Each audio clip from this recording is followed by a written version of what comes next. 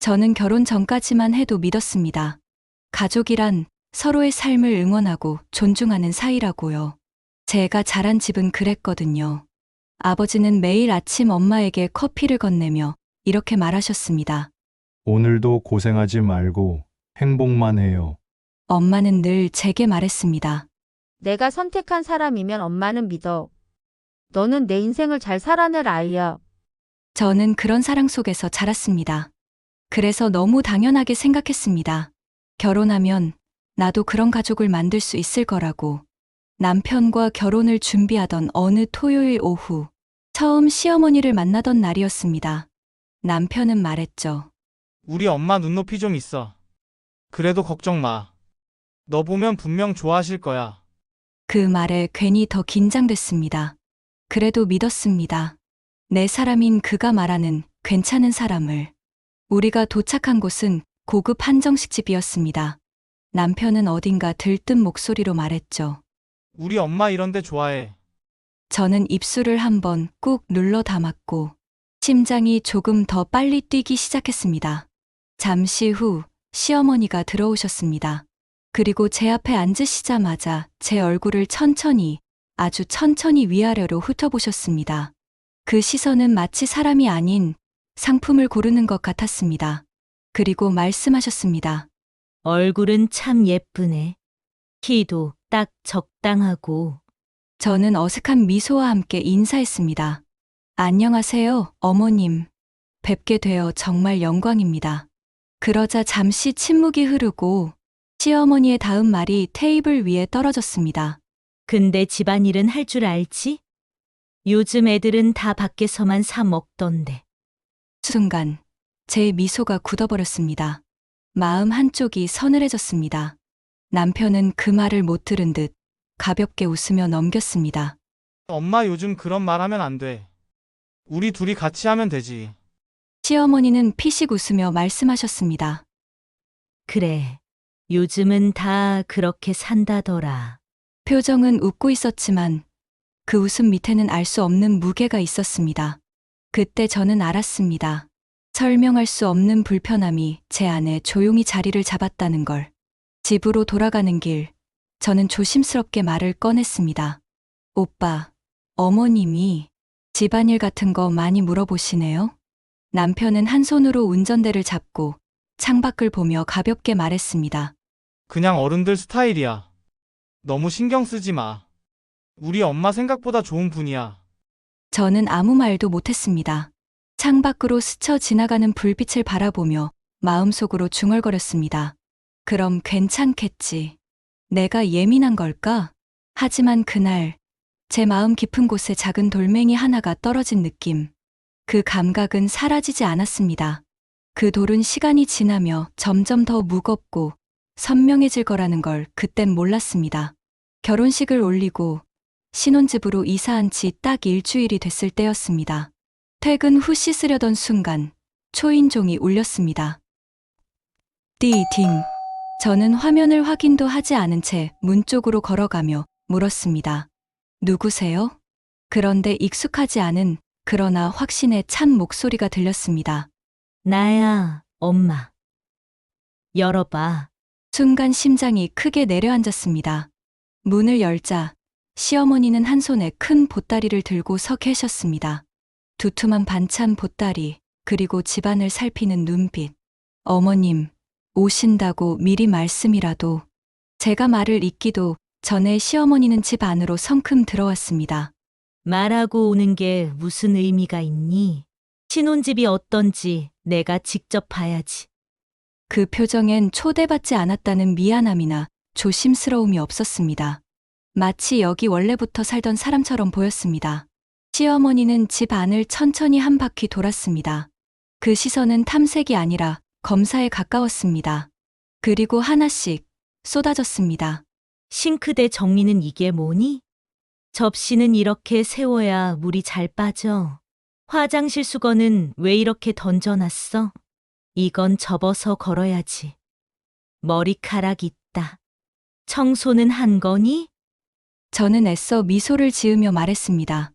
아, 네, 어머님. 제가 더 신경 쓸게요. 그러나 제 마음속에선 계속해서 동일한 질문이 반복되었습니다. 지금 뭐지? 하지만 그날 이후로 시어머니의 방문은 일회성이 아니라 패턴이 되었습니다. 일주일에 한 번, 어떤 주는 2번, 심지어는 사전 연락 없이 3번도. 국 끓였어. 가져왔으니까 먹어. 냉장고 좀 봐야겠다. 반찬은 왜 이렇게 사다 써? 너 손이 귀하니? 세탁기 돌릴 때는 말이야. 세제는 이렇게 넣어야 돼. 내가 가르쳐 줄게. 어느 날은 제가 퇴근하고 현관문을 열었을 때였습니다. 주방에서 들리는 물 흐르는 소리. 뭔가 이상해서 조심스레 들어갔습니다. 거기에는 앞치마를 두르고 설거지를 하고 있는 시어머니가 있었습니다. 그 장면은 너무나 자연스러워 보였고, 그게 더 무서웠습니다. 어머님, 어떻게 들어오셨어요? 시어머니는 고개도 돌리지 않은 채 말했습니다. 아들한테 열쇠 받았지. 그 말 한마디가 제 가슴을 꾹 눌렀습니다. 너 퇴근 늦을 것 같아서 내가 청소 좀 했어. 너 혼자 하기 힘들잖아. 그 말투는 배려였지만 그 행동은 침범이었습니다. 그 순간 제 서랍이 열려 있고 옷장이 다시 정리된 것을 보았습니다. 속옷, 화장품, 사적인 물건들. 그 모든 공간들이 허락 없이 열려 있었습니다. 그날 밤, 저는 드디어 남편에게 말했습니다. 오빠, 어머님한테 열쇠 주는 건 최소한 나랑 먼저 상의해야 하는 거 아니야? 남편은 TV 볼륨을 조금 낮추며 귀찮다는 얼굴로 말했습니다. 그냥 어른이잖아. 좀 참아. 너 잘 되라고 그러시는 거야. 근데 그건 아, 맞다. 엄마가 다음 주에 또 오신대. 집들이 음식 만들어주신다더라. 그 말에서 저는 느꼈습니다. 여기서 나의 감정은 의견도 아니고 존중받아야 할 기준도 아니라는 걸. 저는 결국 입을 다물었습니다. 그날 밤, 불 꺼진 방, 천장에 비친 희미한 가로등 불빛을 보며 저는 혼잣말을 했습니다. 내가 이상한 걸까? 내가 예민한 걸까? 하지만 며칠 뒤 친구를 만나 카페에 앉았을 때 그 질문은 결국 무너져 내렸습니다. 친구는 제 얼굴을 보자마자 말했습니다. 야, 너 왜 이렇게 야위었어? 괜찮아? 저는 대답 대신 눈물이 먼저 떨어졌습니다. 미진아, 나 결혼 잘못한 것 같아. 미진이는 제 손을 잡고 조용히 말했습니다. 너는 잘못한 거 없어. 문제는 너희 둘이 아니라 선 넘는 시어머니야. 그 말이 몸속 깊은 곳에 닿아 조금씩 숨을 쉬게 해줬습니다. 결혼 2년 차, 우리는 드디어 아이를 갖게 되었습니다. 2줄이 선명하게 나타난 임신 테스트기를 바라보는데 이상하게도 기대 대신 무거운 그림자 같은 감정이 먼저 밀려왔습니다. 기쁘기보다는 불안, 그리고 두려움. 이제 진짜 벗어나기 힘들겠구나. 그날 저녁, 퇴근한 남편에게 테스트기를 보여주며 조심스럽게 말했습니다. 오빠, 우리 아기 생겼어. 남편은 환하게 웃으며 저를 껴안았습니다. 그러더니 그 기쁨을 제게 나누기도 전에 전화기를 꺼내 들었습니다. 엄마, 우리 아기 생겼어요. 그 짧은 순간 저는 느꼈습니다. 그의 기쁨이 나와 우리에게 있는 것이 아니라 엄마의 기쁜 소식이 되는 순간이었다는 것을요. 전화 너머로 시어머니의 목소리가 들렸습니다. 뭐라고? 드디어? 당장 와. 내가 미역국 끓여놓을게. 하지만 몇 주 뒤 병원에서 들은 의사의 표정은 전혀 달랐습니다. 그는 차트를 들여다보며 천천히 말했습니다. 태반 위치가 좋지 않습니다. 순간 숨이 멈춘 것 같았습니다. 그게 무슨 뜻이에요? 의사는 이어서 말했습니다. 고위험 임신입니다. 절대 안정이 필요해요. 스트레스 금물, 무거운 것 금지, 걷기도 조심해야 합니다. 그리고 마지막 한 문장. 자칫 잘못하면 유산 위험이 큽니다. 그 말이 제 가슴에 꽂혔습니다. 안 그래도 불안했던 마음은 더 깊고 어두운 곳으로 가라앉았습니다. 집에 도착하자 저는 남편에게 조심스럽게 말했습니다. 오빠, 어머님께 말씀드려야겠어. 당분간은 내가 정말 조심해야 한대. 남편은 생각보다 담담하게 고개를 끄덕였습니다. 알았어, 내가 얘기할게. 하지만 며칠 뒤 시어머니가 찾아오셔서 하신 말은 이랬습니다. 고위험? 그게 뭐 어때서? 요즘 애들은 다 약해. 나 때는 애 베고 바칠했어? 그리고 그 이후 오히려 더 자주, 더 대놓고, 더 깊게 제 일상에 들어오셨습니다. 임신했다고 집에만 누워있으면 안 돼. 운동해야 순산해. 어디 발 퉁퉁 부었니? 배 이렇게 두드려주면 애가 튼튼해져. 그 손길은 배려가 아니라 지배였습니다. 저는 숨을 멈추며 견뎠습니다. 어느 날, 오랜만에 친정엄마가 찾아오셨습니다. 문을 열자마자 엄마는 제 얼굴을 보며 멈춰섰습니다. 어머, 너 얼굴이 왜 이래? 살이 너무 빠졌잖아. 저는 그 자리에서 울음이 터졌습니다. 엄마, 나 너무 힘들어. 엄마는 말없이 저를 끌어안았습니다. 그리고 아주 단단한 목소리로 말했습니다. 걱정하지 마. 이제 엄마가 해줄게. 너는 그저 아이를 지켜. 그날 이후 엄마는 매주 새벽 4시에 일어나 반찬을 만들었습니다. 무릎이 안 좋아 오래 서 있지도 못하는 사람이 그 정성을 나중에야 알게 되었습니다. 그리고 임신 8개월 차에 갑작스러운 복통이 왔습니다. 저는 몸을 제대로 가누지 못한 채 응급실로 실려갔습니다. 의사의 목소리는 단호했습니다. 지금 바로 응급수술 들어가야 합니다. 태반이 떨어지고 있어요. 남편이 서둘러 도착했고 잠시 후 시어머니도 병원으로 들어왔습니다. 그리고 그곳에서 믿고 싶지 않은 장면이 펼쳐졌습니다. 의사가 준비를 지시하는데 시어머니가 소리를 질렀습니다. 안 돼. 수술하면 안 돼. 수술하면 애 기운이 끊어져. 의사가 놀라며 말했습니다. 지금은 산모와 아이 생명이 위험한 상황입니다. 그러나 시어머니는 더 큰 목소리로 덮었습니다. 우리 집안은 대대로 자연분만이야. 수술하면 저 애 평생 약하고 둔해진다고. 저는 떨리는 목소리로 힘겹게 말했습니다. 어머니, 지금은 제 생명과 아이가. 그러자 시어머니는 제 손목을 꽉 쥐고 말했습니다. 너는 우리 집대를 잇는 몸이야. 내 생각보다 내 말이 먼저야. 그 순간 다시 복통이 밀려왔고 저는 비명을 질렀습니다. 남편이 드디어 외쳤습니다. 엄마, 지금 나가 계세요. 시어머니는 믿을 수 없다는 표정이었지만 남편이 밀어내다시피 밖으로 내보냈습니다. 수술실 문 앞에서 저는 남편 손을 꼭 잡고 말했습니다. 오빠, 나 무서워.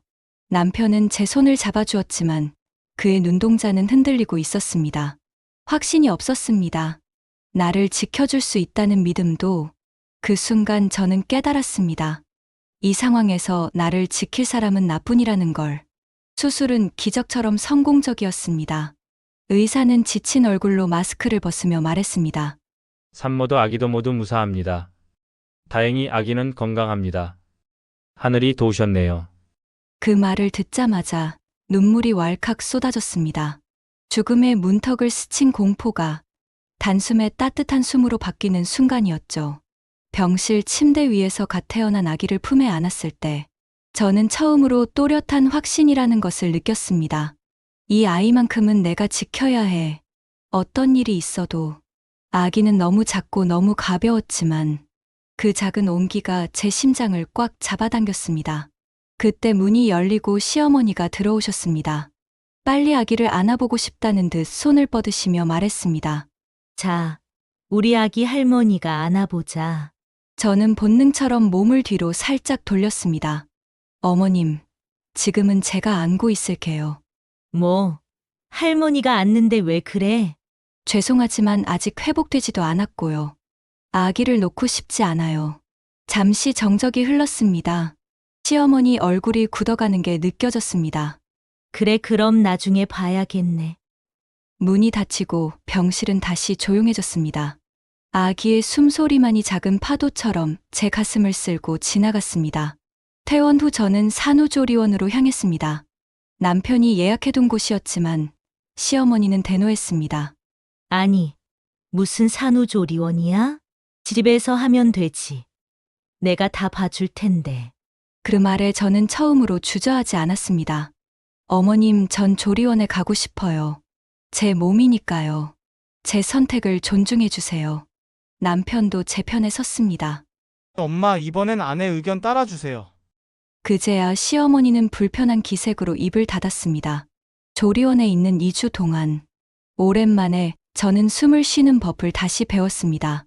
어떤 날은 따뜻한 찜질을 받으며 막 잠든 아기를 바라보다 깊은 위로가 밀려왔고, 어떤 날은 모유 수유실에서 다른 산모들과 울다 웃다 하기도 했습니다. 저도요 시어머니 때문에 우울증 올 뻔했어요. 우리 시댁은 아들만 낳으래요. 딸이면 난리 나요. 저는 출산 당일에도 시댁에서 전화 와서 그들의 이야기를 들으면서 깨달았습니다. 나만 힘든 게 아니구나. 세상 어디엔가 나처럼 눈물 삼키는 여자들이 있구나. 그날 밤 저는 아기 옆에 앉아 일기를 썼습니다. 글씨는 떨렸지만 마음만큼은 처음으로 강해졌습니다. 더 이상 침묵하지 않겠다. 누구에게도 휘둘리지 않겠다. 이 아이를 위해서라도 나는 이제 나를 지킬 것이다. 아기의 작은 손이 제 손가락을 꼭 잡아당겼습니다. 마치 엄마, 잘하고 있어 하고 말해주는 것처럼. 그리고 저는 조용히 그러나 단단하게 웃었습니다. 육아휴직이 끝나고 저는 다시 병원으로 복귀했습니다. 출근길마다 마음이 쪼그라드는 느낌이 들었죠. 맞벌이 부부에게 육아란 전쟁 그 자체였습니다. 아침마다 전쟁 한판, 저녁마다 또 다른 전쟁 한판. 잠시라도 쉬는 시간은 없었습니다. 그때 시어머니가 말했습니다. 내가 애 봐줄게. 어린이집 보내지 말고 돈도 아깝잖아.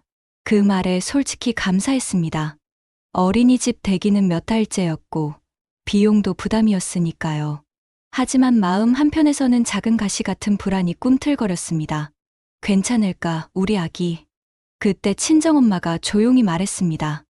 너 힘들지? 내가 반찬 매주 해줄게. 퇴근하면 애 보느라 요리할 시간도 없잖니. 그리고 매주 목요일이면 엄마가 보낸 반찬이 도착했습니다. 김치찌개, 된장찌개, 불고기, 나물 몇 가지. 엄마의 손길이 가득한 도시락통들이 냉장고 한 칸을 가득 채웠습니다. 엄마의 정성은 맛보다 더 따뜻했고 그 반찬들은 마치 엄마가 너를 도와줄게 하는 마음 그 자체였습니다. 어느 금요일, 퇴근 후 겨우 숨을 고르며 집에 들어왔을 때였습니다. 아기는 시어머니 품에서 깊이 잠들어 있었고 저는 조심스럽게 냉장고 문을 열었습니다. 그 순간 제 손이 허공을 잡았습니다. 냉장고는 텅 비어 있었습니다. 정확히 말하면 매주 채워져 있던 반찬들이 흔적도 없이 사라져 있었습니다. 어머님, 냉장고 반찬은 어디 있어요? 시어머니는 소파에서 다리를 꼬고 TV를 보며 대답했습니다. 아, 그거?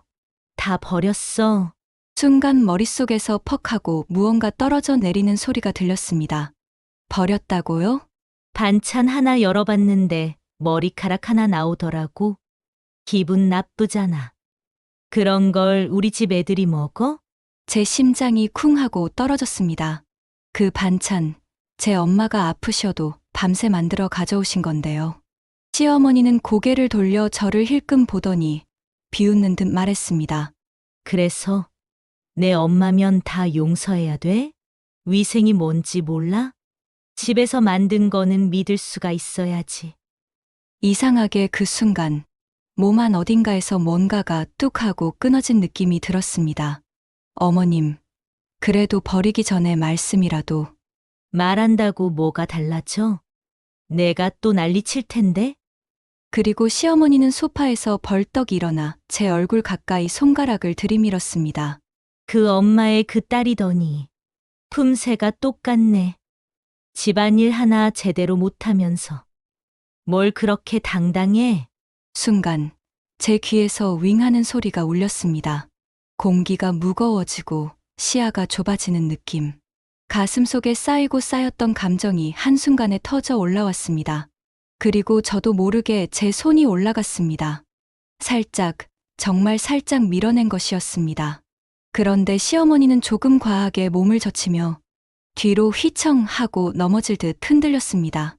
시간이 잠시 멈춘 듯한 정적. 아기의 호흡 소리만 방 안을 가득 채웠습니다. 그리고 그 순간부터 우리 가족의 판도가 완전히 뒤집히기 시작했습니다. 내가 감히. 시어머니의 날카로운 비명은 집 전체를 흔들어버릴 만큼 컸습니다. 순간 공기가 찢어지는 듯했고 제 심장이 덜컥 아래로 떨어지는 느낌이 들었습니다. 그리고 다음 순간 짝! 불꽃이 터지듯 제 뺨에 따끔한 통증이 퍼졌습니다. 얼굴이 획 돌고 귀에서 윙하는 소리가 울렸습니다.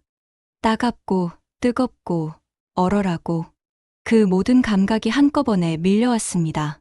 너 같은 것이 감히 시어미한테 손을 들어.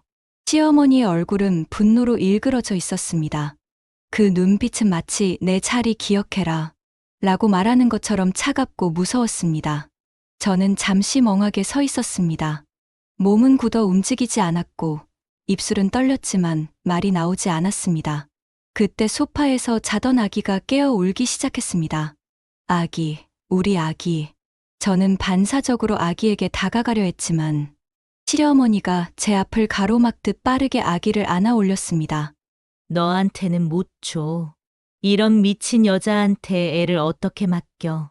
그 한마디는 제 가슴 한복판을 비수처럼 찔렀습니다. 바로 그때 현관문이 열렸습니다. 무슨 일이야? 남편이 들어오며 상황을 보자마자 얼굴이 굳어졌습니다. 시어머니는 마치 기다렸다는 듯 울먹이며 말했습니다. 얘가 나한테 손을 들었어. 너 이 애 미쳤어. 완전 미쳤어. 남편은 믿을 수 없다는 듯 저를 바라봤습니다. 당신 뭐 한 거야? 오빠, 나는 그게 아니고 말해봐. 엄마한테 손 든 거 맞아? 맞냐고. 저는 떨리는 목소리로 말했습니다. 나는 그냥 밀었을 뿐이야. 어머님이 우리 엄마를. 이유가 뭐든 어떻게 엄마한테 손을 들어. 남편의 목소리는 제가 알던 그 사람의 것이 아니었습니다. 어딘가 낯설고 차갑고 단단히 닫혀 있었습니다. 그는 제 팔을 세게 잡아 끌며 말했습니다. 당장 무릎 꿇고 사과해. 뭐, 무릎 꿇으라고 했잖아. 그 순간 저는 깨달았습니다. 이 사람은 내 편이 아니구나. 저는 천천히 바닥에 무릎을 꿇었습니다.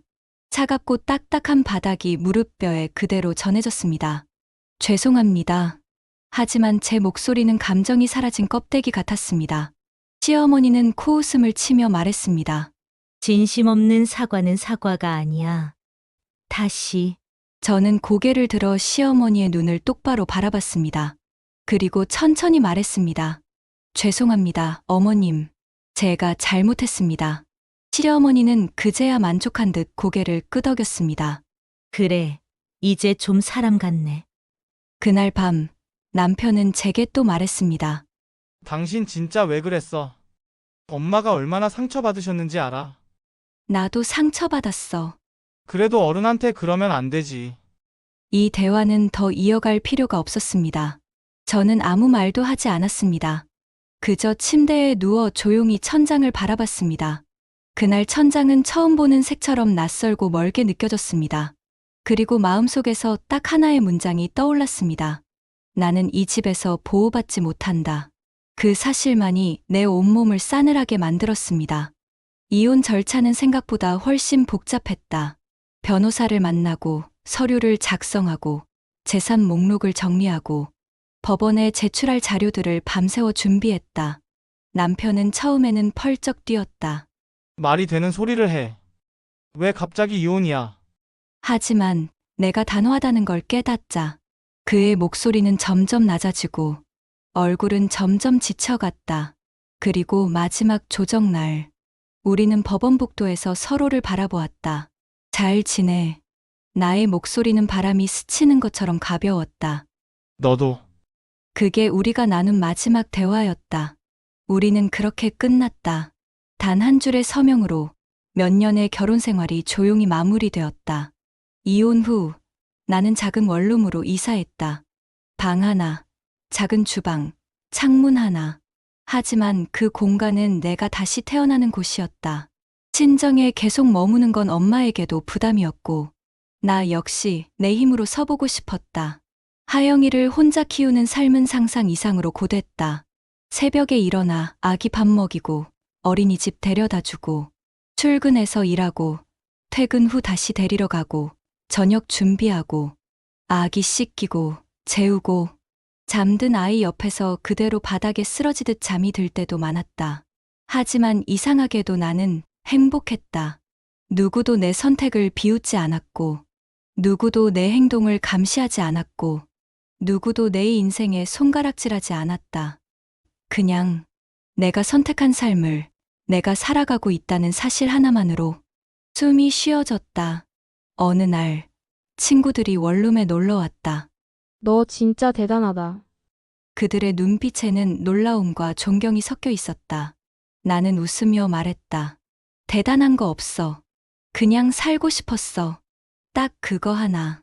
주말, 공원에서 하영이와 놀고 있을 때였다. 한 엄마가 조심스럽게 말을 걸어왔다. 혹시 혼자 키우세요? 나는 놀라 웃으며 대답했다. 네, 어떻게 아셨어요? 그녀는 부드럽게 웃었다. 얼굴에 아니 눈에 쓰여 있어요. 저도 그랬거든요. 우리는 벤치에 나란히 앉아 이야기를 나눴다. 그녀 역시 시댁의 숨막히는 요구, 남편의 무관심, 혼자 버텨야 했던 밤들을 지나온 사람이었다. 하지만 그녀는 말했다. 나오니까 숨이 쉬어지더라고요. 나는 그 말에 고개를 끄덕였다. 맞아요. 저도 그래요. 그날 이후 우리는 서로의 삶에 조금씩 스며들었다. 아이를 봐주기도 하고, 저녁을 함께 먹기도 하고, 힘들 때는 말없이 옆에 있어주기도 했다. 그녀와 그녀의 아이, 그리고 나와 하영이. 언제부턴가 우리는 가족처럼 움직였다. 그때 깨달았다. 가족은 피가 아니라 내 옆에 있어주는 사람이라는 걸. 1년이 흘렀다. 하영이는 어린이집에서 세상에서 제일 밝은 아이라는 소리를 들을 만큼 활짝 웃는 아이가 되었다. 그리고 나는 드디어 승진했다. 축하합니다, 팀장님. 그 말 한마디가 내 지난 1년의 모든 고생을 단숨에 위로하는 듯했다. 감사합니다. 이번엔 정말 떳떳하게 말할 수 있었다. 어느 날 하영이의 유치원 입학식이 있었다. 작은 손을 꼭 잡고 유치원 입구를 들어섰을 때 문득 하영이가 내 얼굴을 올려다보며 말했다. 엄마, 나 떨려. 나는 웃으며 아이의 머리를 쓰다듬었다. 괜찮아. 엄마가 옆에 있잖아. 그때였다. 멀리서 익숙한 실루엣이 보였다. 시어머니. 시간이 지나도 변하지 않는 인상과 조금 더 굽은 어깨.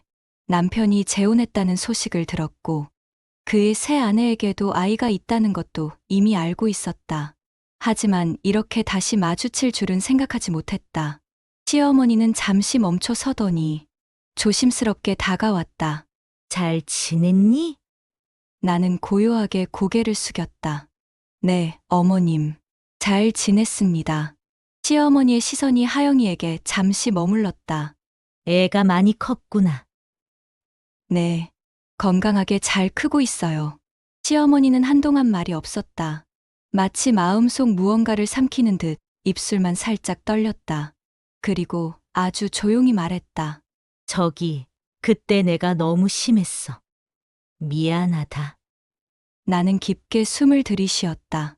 가슴 안쪽에서 오래전 묵혀두었던 감정이 고요하게 올라왔다. 네.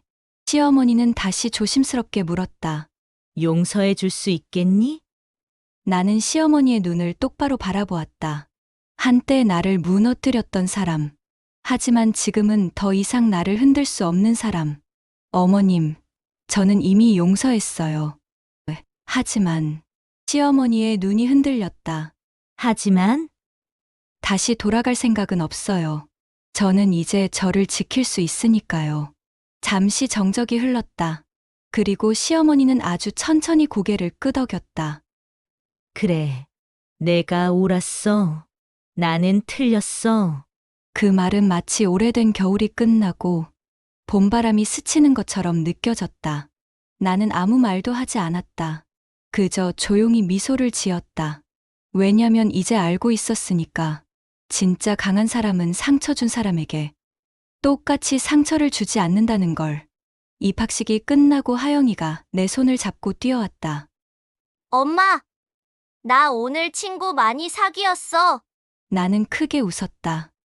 정말? 우리 하영이 대단한데?